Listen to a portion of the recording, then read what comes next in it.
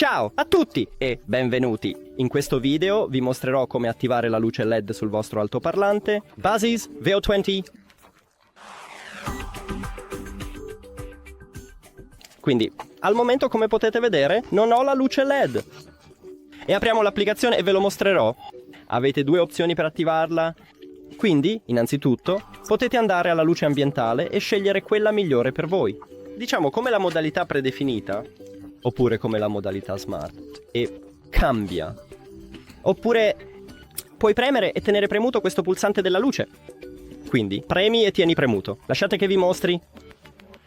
Premi e tieni premuto e, come puoi vedere, si è attivato. Ecco fatto. Grazie per aver guardato questo video. Se lo hai trovato utile, considera di iscriverti al canale e lasciare un like. È importante per noi. A presto!